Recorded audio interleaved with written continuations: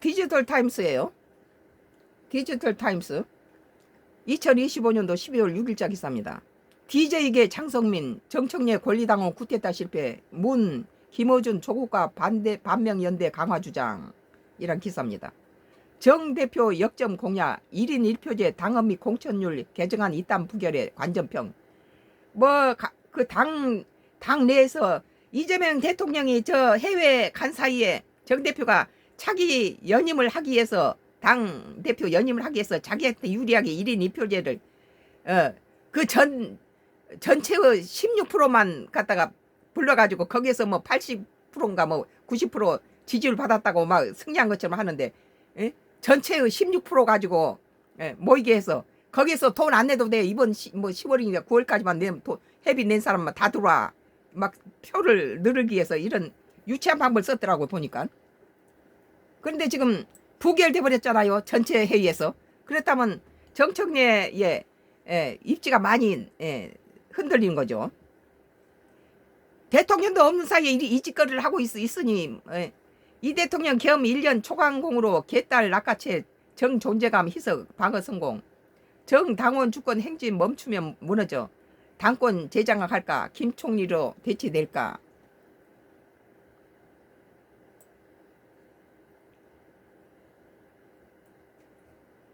정청래 더불어민주당 당대표 핵심 공약인 1인 1표제 당헌 개정안과 공천률 개정안이 당 중앙위 과반수 확보 실패로 부결되자 야권 일각에서는 정청래의 권리당원 쿠데타 실패라고 꼬집었습니다. 쿠데타나 마찬가지죠. 그게. 대통령도 해외 나가서 일하고 있는 사이에서 국내에서는 이 짓거리 하고 있었던 거죠. 김대중 전 대통령 최측 비서 옛 새천년 민주당 출신인 장성민 국민의힘 전 의원은 6월 SNS를 통해 내년 지방선거를 앞둔 정명 전쟁 전초전에서 일단 정청래 대표가 패했다. 이재명 대통령 쪽 방어전이 성공했다. 정 대표가 방심했고 이 대통령 쪽 공세적 방어책이 먹혔다. 이같이 말했다.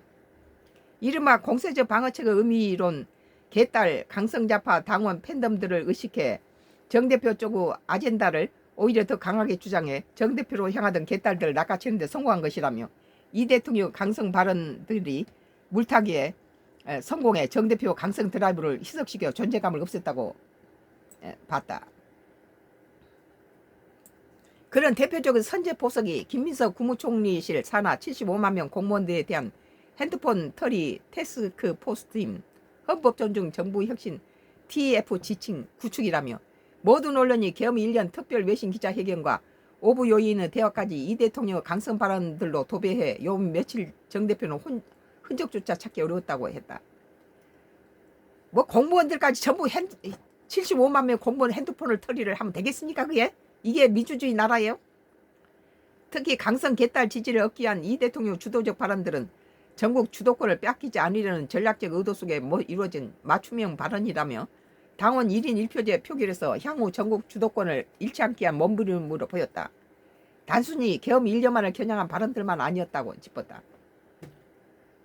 이 대통령의 강성 발언들로 가리키는 사례는 나치 전범, 내란 사태는 현재 진행 중, 진압 과정, 비스 혁명 끝나지 않았다.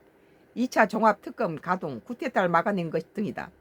장성민 전 의원은 이를 자도치형 개딸 친화적 대통령으로서 초강공의 어지러운 표현들이라고 규정했다.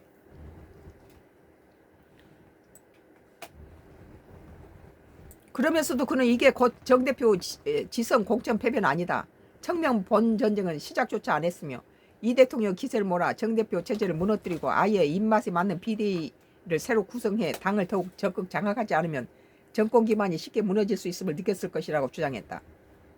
이어 정 대표가 당원 주권 강화 행진을 멈추면 그의 대표 체제는 무너질 것이라며 이제 문재인, 김어준, 정청래, 조국 반영 연대는 더 강화될 것이다. 정청래도 조국도 이재명 호에 동승하면 패착이고 대항 전략을 구축할 때만 그들이 정치 권력은 커질 수 있다고 주장했다. 나가 정청래의 당권 재장악은 물 건너 간 걸까? 그 자리를 김민석 총리가 대체하게 될까라며 여전히 전국 핵폭탄을 내가는 정 대표 쪽에 있다고 덧붙였다. 음, 디지털 타임스에 2025년도 12월 6일자 DJ계 장성민이 정청래의 권리당을 구태타 실패, 문 김어준 조국과 반명연대 강화 주장이라는 기사에 대해서 썬과 크루스 나의 정치 코멘트를 했습니다.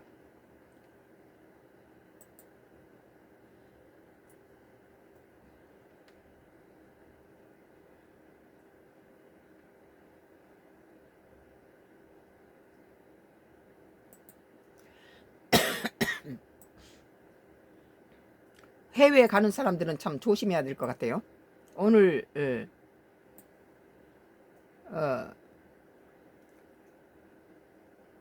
코미디예요. 코미디. 물에서 이상한 냄새가 나 여행 간 70대 여 온수 욕조 사용 후 사망 무슨 일이라는 기사입니다.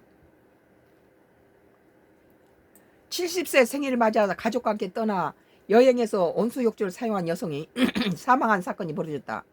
사망 원인에 대해서 시설 측의 관리 과실이 있었는지 여부를 둘러싸고 진실 공방이 이어지고 있다. 영국 일간 더선 등 보도에 따르면 사건은 2020년 2월 7일 플레 크로스가 딸들을 포함해서 가족 10명과 함께 화이트 서머 테프넬 팜 휴가용 코티지를 찾으면서 시작됐다. 가족은 그의 70번째 생일을 기념해 숙소를 빌렸으며 도착 직후부터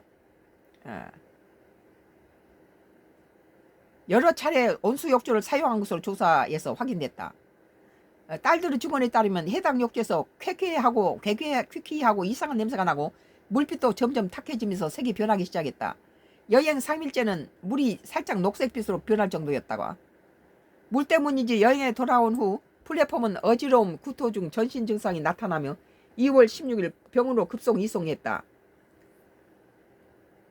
이어 중환자로 옮겨져 인공호흡기를 착용했고 이틀 뒤 치료를 위해 유도 혼수 상태에 들어갔다.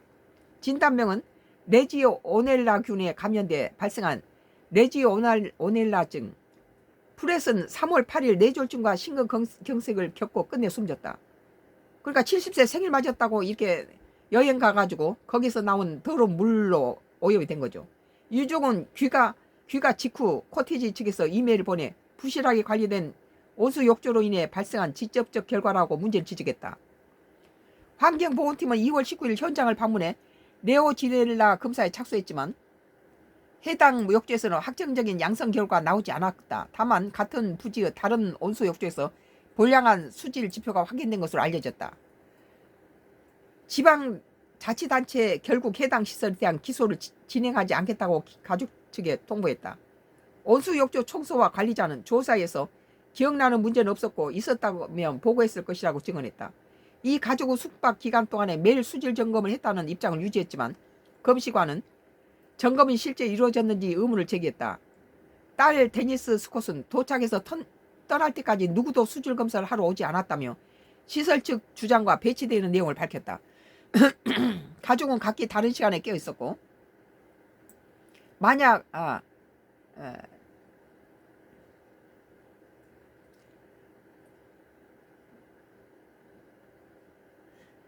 만약 담당자가 욕조에 접근했다면 가족이 데려온 반려견이 짖어서 바로 알았을 것이라고 덧붙이게 됐다.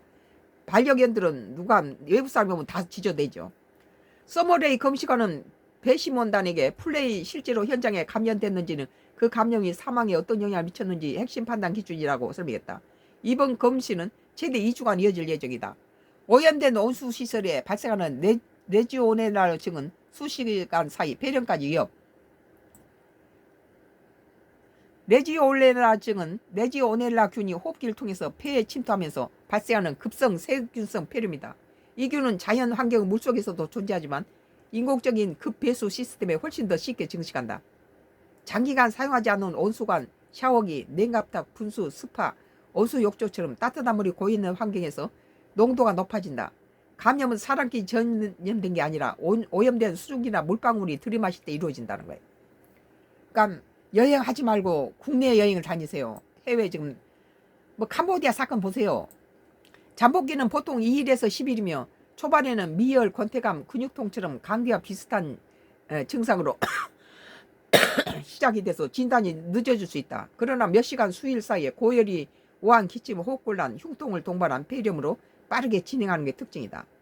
70 노인 뭐 가족들이 생일 축하한다고 여행 데려가서 이렇게 해서 와서 죽으면은 이게 참 생일이 장례식을 치러준 거죠. 이게 중증으로 악화되면서 산소 포화도가 떨어져 중환자실 치료가 필요하며 면역 저하자, 노인, 만성 질환자에게 특히 치명률이 높다. 더러운 온수 이런데 여행 가서 더러운 온수에다 이렇게 샤워하거나 이랬을 때 병이 오른다는 거예요. 일부 환자에게는 폐혈증, 급성 호흡곤란증, 심부전증, 장기분열로 이어질 수 있어 조기 대응이 생사를 가른다. 레지오넬라균이 가장 활발히 번식한 온도는 20도에서 45도로 일반적으로 가정이나 숙박시설 온수탱크, 욕조, 샤워기 수온에 해당한다. 스파와 온수욕조는 물이 지속적으로 순환 가열되기 때문에 관리 기준을 조금만 지키지 않아도 세균이 빠르게 증식한다는 거예요. 염소 농도 저하, 여과장치 고장, 장시간 방치 등 즉각적 위험 요인이 된다. 물 밖에 올라오는 미세 물안개 속에 균이 포함되어 호흡기 노출만도 감염이 일어난다. 공중보건 차원에서 레지오넬라 죽은 반복적으로 발생하는 환경성 이 감염병이다. 세계보건기구 WHO는 비록 여러 보건 당국은 온수탱크 고온 유지 60도 이상 정기적 소독물 정체 방지 사용 전 충분한 배출, 그러니까 그런데 가면은 온수를 충분히 밖으로 배출해야 된다는 거예요. 핵심 예방물 원칙을 제시하고 있다. 특히 요양 숙박업소나 병원, 헬스케어 시설처럼 건강 취약군이 방문하는 장소는 정기적인 수질 모니터링을 필수로 받아야 한다. 온수 욕조나 스파는 구조적으로 위험도가 높기 때문에 국제보건 가이드라인에서 가장 엄격한 관리 대상에 속한다.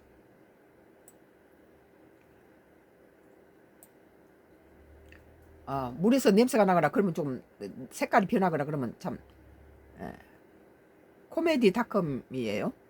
오늘 2025년도 12월 5일자 기사네요. 물에서 이상한 냄새나 여인간 70세 여 온수욕조 사용 후 사망 무슨 일이란 기사에 대해서 썬과 크로스의 나의 정치 코멘트를 했습니다. 여기 이가 다 끝나간다고 그러네.